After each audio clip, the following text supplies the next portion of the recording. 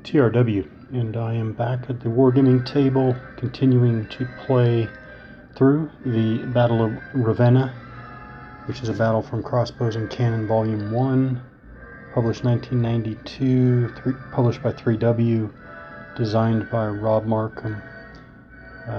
Part of what I think of as the Royalists and Roundheads family of games. But I'm using the rules from Crossbows and Cannon 2 for the updates that it incorporates. It is still the 0700 hours turn, the first game turn. And this is where we're at. So this is the sequence of play. I went through the first player movement phase, which was just, so the first player is the French army here, under the overall commander, the overall leader, Namur. Namur is a command rating 5, command span 5, combat bonus +1.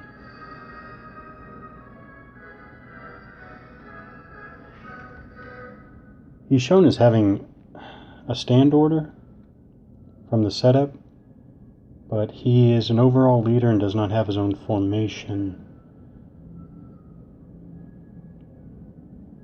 So I'm not sure why.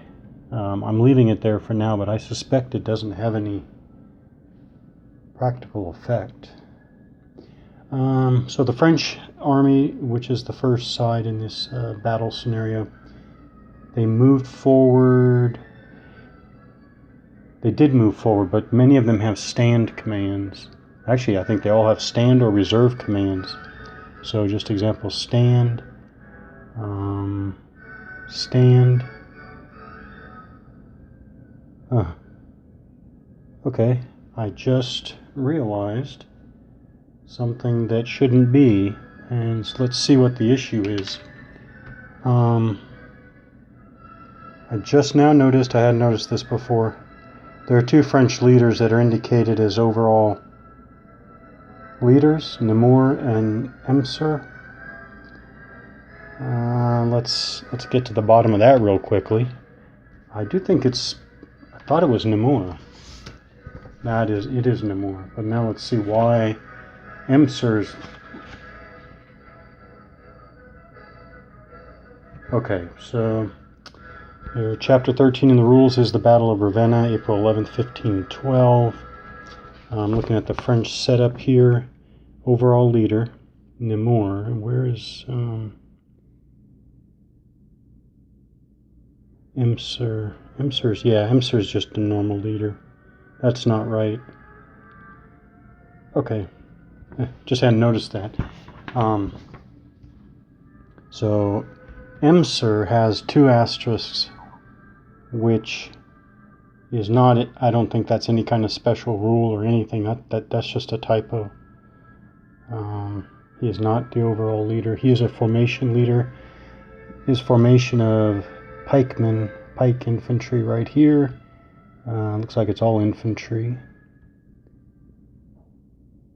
He already had a unit routed, probably from artillery fire here. I don't remember actually.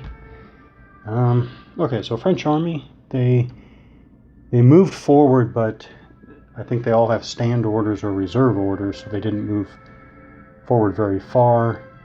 I did purposely get I moved the crossbowmen up here so that they could get within 3 hexes of the Spanish Papal line here so that they could fire. So what I'm looking at is, here's an example of what I was looking at quickly. Not that it's perfect, but I was looking at,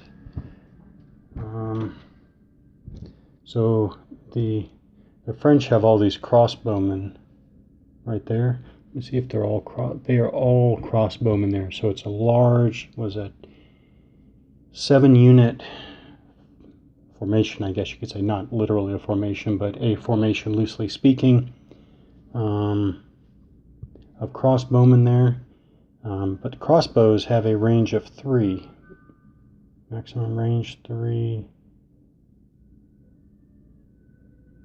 Yep.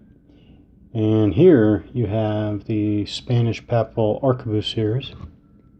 These are probably Spanish, but I'll say Spanish papal for the side. But the arquebusiers only have a range of 2. So I moved them up there so that I could get one crossbow attack off before moving closer, knowing that the arquebusiers anyways would not be able to fire back yet. Okay, we did, this unit was routed here. I think they were routed as a result of artillery fire from here. So that unit routed, cavalry, genitors actually. This one was important because don't often have routed artillery, but I do remember now having to think through the rules for routing an artillery unit. I do believe that from fire they can be routed and they retreat 1 hex. It's not really clear what to do if they were to fail their morale test, but I thought through all the different, permutations of how the rules could be interpreted. Actually, I'm not even sure it's an interpretation issue, but all the different ways the rules could be employed to arrive at a reasonable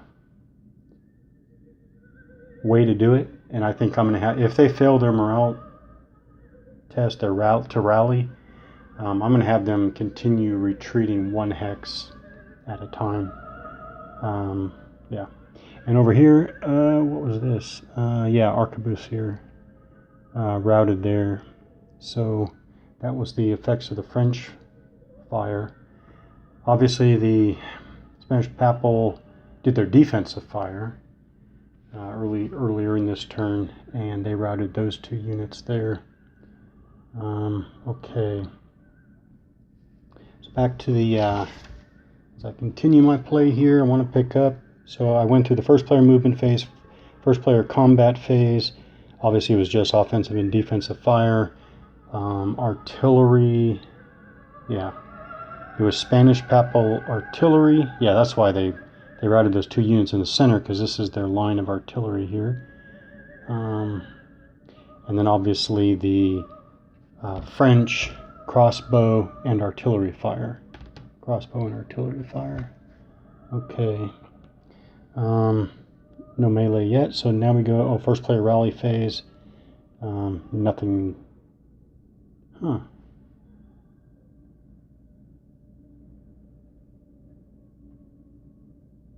I guess they failed to.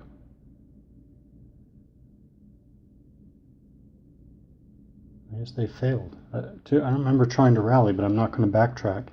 This is my little marker to remind me of where I'm at. And I know that when I put the marker, the green marker on this side, that means I need to pick up with the second player's movement, combat, and rally phases, telling me that I had to have already passed, well, I was supposed to have passed the first player rally phase. I'm not going to back up, and I'm just going to assume that I don't remember. All right, I'll let it go. I'm going to pick up with the second player movement phase. To remind myself, all these units here, it's in the center, here's under 2 commanders, Navarro here, Navarro and Ramazat, all of their pike infantry, those guys. So this is a scenario special rule.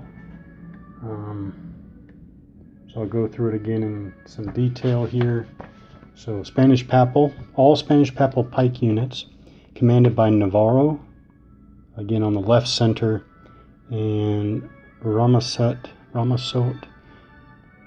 however you say that name, Ramasso, on the right center. Begin the game lying on the ground. They may not be fired until they stand up. At any time during the game, the Spanish player, Spanish papal side, may announce that Navarro's and or Ramasso's pike units are standing. Once they are standing, they may never be prone again It would have been too hard to reorganize again. These units automatically stand when their command is changed. That is, they begin the game with stand commands. There, stand and stand. If this is changed to attack, they're no longer considered prone. While prone, they may not be fired at during fire combat. Prone units that are meleeed are eliminated if the attacking side passes morale. That's interesting. Huh.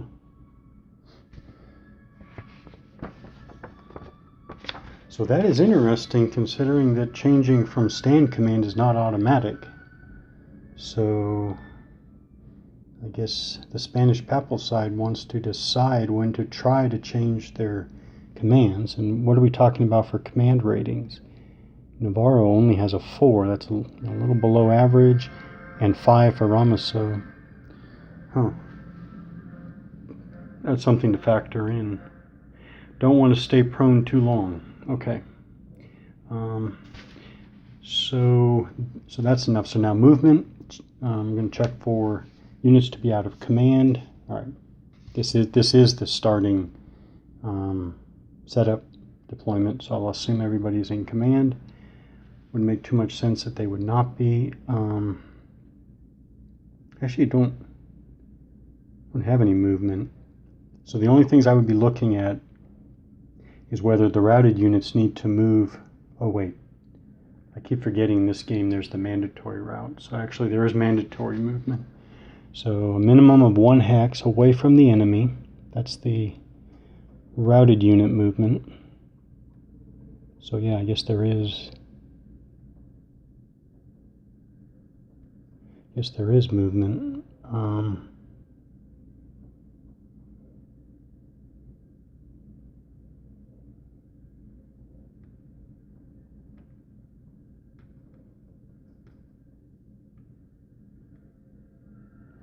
Okay.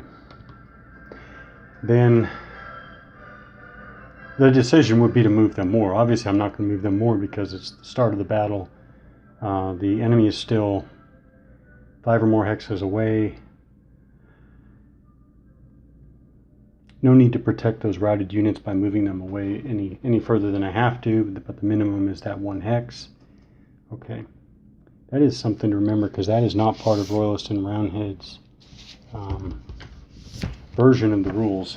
I shouldn't even say edition, I should say version.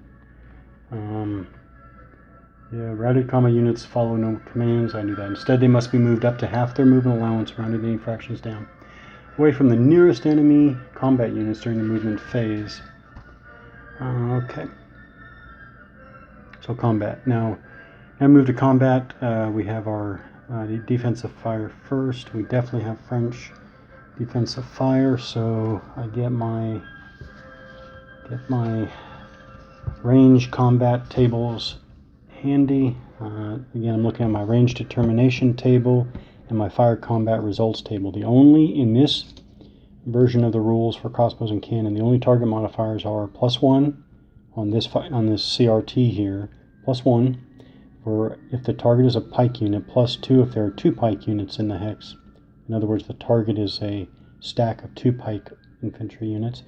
And then there are terrain effects, which actually applies here. The ditch, right? So the ditch, and for ditch, I have to go back to crossbows and cannon 1 tables. Ditch hex side, fire combat is -1. And that means that modifiers applied, defensive modifiers are added to fire combat and melee combat die rolls of combat units attacking into or through the hex or hex side listed. So when the French are firing across the ditch hex side, there's a -1 to their die roll. Okay, so defensive fire. Use this to keep track of as I go through each unit. So we have the artillery unit there. They do fire out of their 2 front hex sides. I actually looked that up, and it's never spelled out, but you have to parse the rules. Basically, they're a combat unit, but they're not a skirmish unit, and combat units must fire out of their 2 front hex sides. Alright, so 1, 2, 3, 4, 5 to this arquebusier unit target here. Again, the modifier is -1 for being on the other side of the ditch. Alright, so 4 minus 1 is 3. That's not going to be anything. So I won't show anything until I've got a hit here. Next, so now that arquebusier unit is outside the field of fire of the next artillery unit, which actually, you know, they never talk about,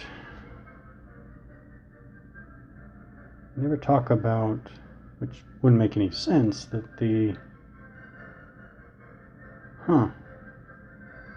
there's no line of sight issue with the ditch.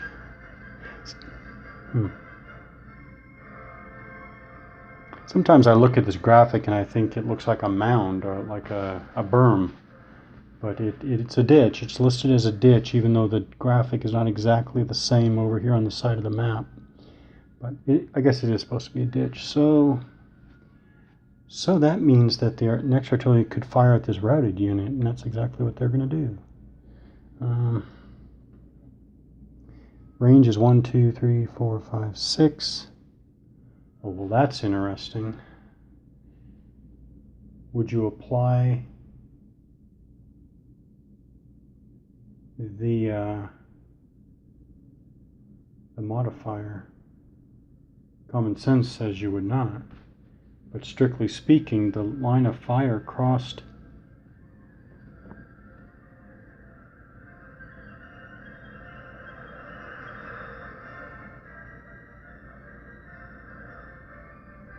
through the hex side.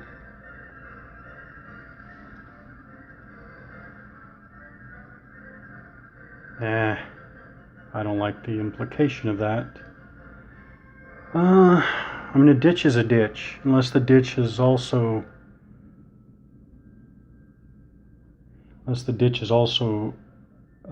paired with a berm, which we don't really know, do we? Oh, I'll just apply -1. Go through the hex side. I think that's kind of designed for effect, though. 8 minus 1 is 7. Let's see if that hits. So range again, 2, 3, 4, 5, 6. So I look artillery. Here's the range span. 6 to 10 is distance in hexes, long range. I go down here. Cross reference 7 is a miss. The 8 would have been a morale check, but -1 for the ditch.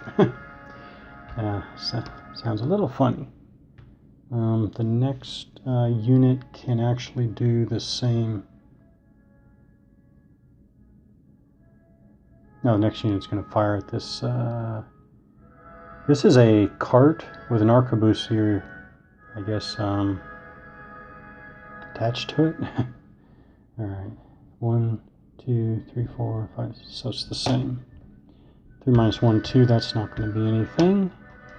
And now we go to the crossbowmen. They have a range of 3, 1, 2, 3. 2 minus 1. It's not going to be anything. Need high on the table. High rolls on the table. This unit, 1, 2, 3, to the arquebusier unit there. Long range for the crossbow. There we go. 9 minus 1 for the berm is 8, which is a morale check for the. So again, we go crossbows. Max range is 3. At range 3. We're using the long range column on the CRT. Long range column. Rolled a 9. -1 for the berm is 8 for morale check.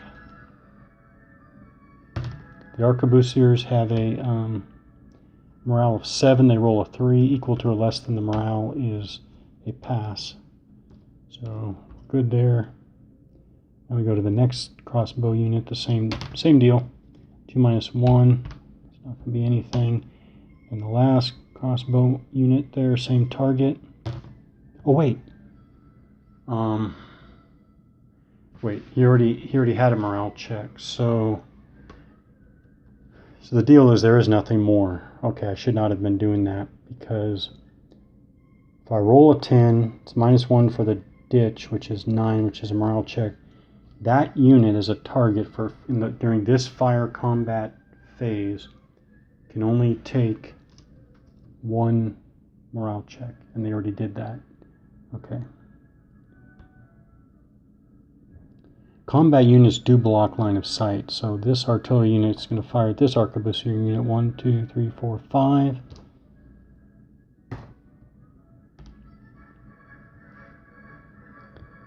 So that's medium range for the artillery.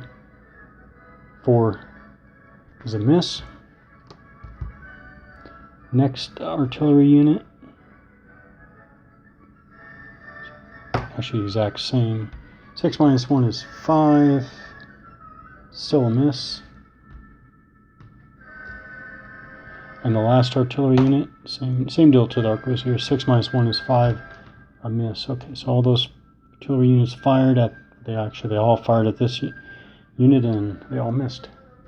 So now this artillery unit against De La Paz there. I do need to know what the target is to assess. Okay, it's a Genitor cavalry. It's already taken a loss. So artillery 1, 2, 3, 4, 5, medium range. No modifier. Ooh, 10. No modifiers here either. So obviously that's a step loss right there. Which actually I think is, let me see if it's going to eliminate the unit. Okay. So it has,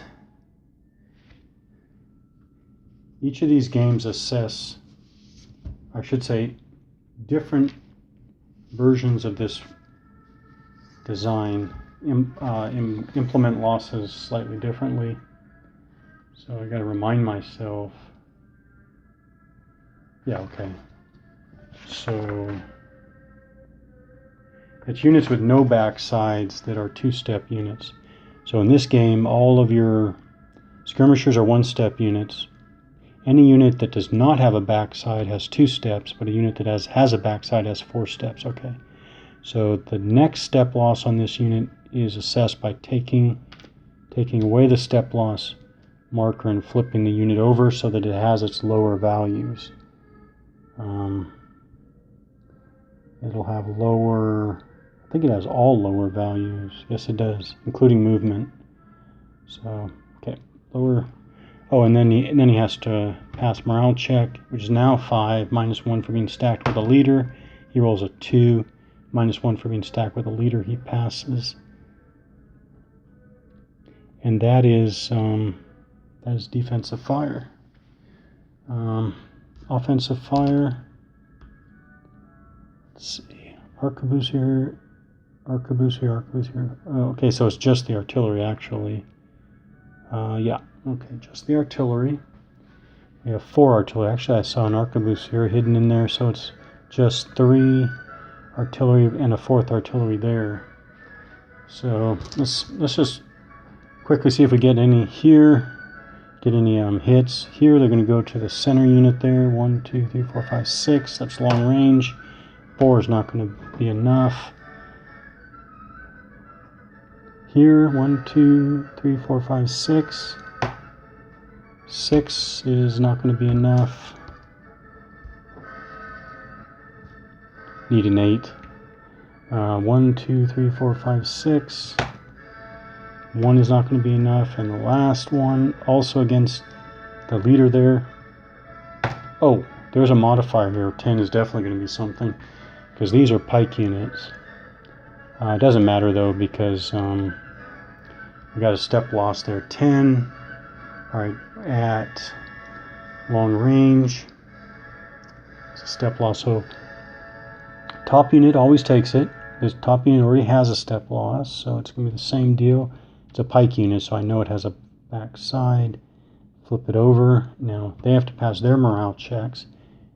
That top unit now has a morale of 5, -1 for being stacked with leader.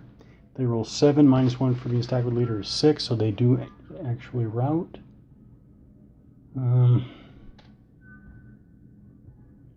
Top unit is going to rout, but the bottom unit has to pass his morale check as well. They roll a 3, so they're fine. -1. So the leader, I think this is interpretation. I think the leader can go with either unit, but there is no reason to leave the... Actually, I guess you could make an argument for either side, but in this case, I'm going to have him stay with the unit that passed.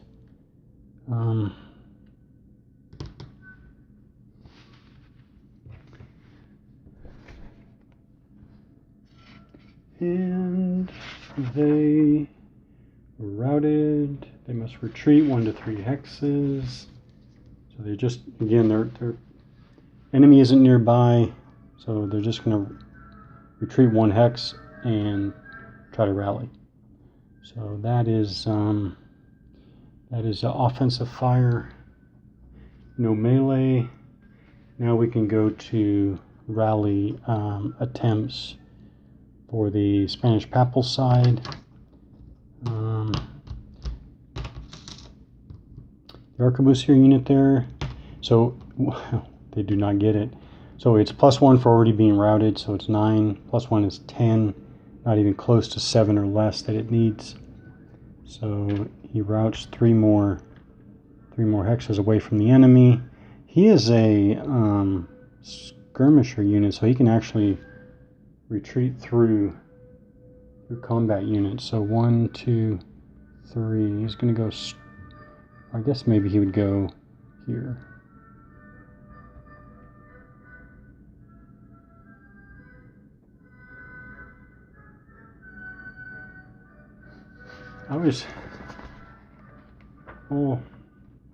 Maybe the space between the units. Skirmish units may retreat through enemy zones of control. Then we go to stacking, and we say, combat unit may not move through another combat unit unless the combat unit moving is a skirmish unit. Is routing, I guess routing in this game is kind of a state. When you're in the route state, you retreat. Is retreat movement? Oh, no, I'm sorry. Scratch that, because there are separate stipulations for retreating, actually.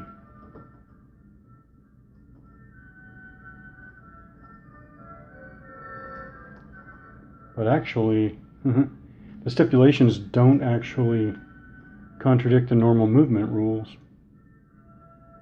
You cannot enter an enemy occupied hex, obviously. You cannot enter an enemy ZOC. You cannot retreat off the map, which contradicts other places in the rules. But I won't get into that. Routed units. Well, they are routed too. It's the same.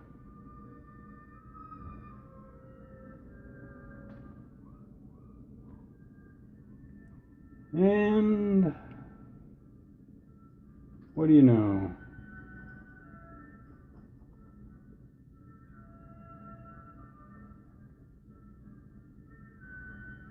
All right. Sloppy rules writing, but maybe not a. All right, he's just going to go around. So 1, 2, 3. I don't know. I think he can. If retreating is movement, he can move through those other units. I'm not sure, actually. All right. The artillery there, right here. They roll 7 +1 for being routed. Oh, actually, they are 8. So they recover. They rally. And finally, the last unit here. Ooh, 10 is not going to be enough. +1 for already being routed. So they treat 3 more hexes. 1, 2. Oh, actually, I don't know. River. Is this impassable? I'll go this way, but need to figure that out. River.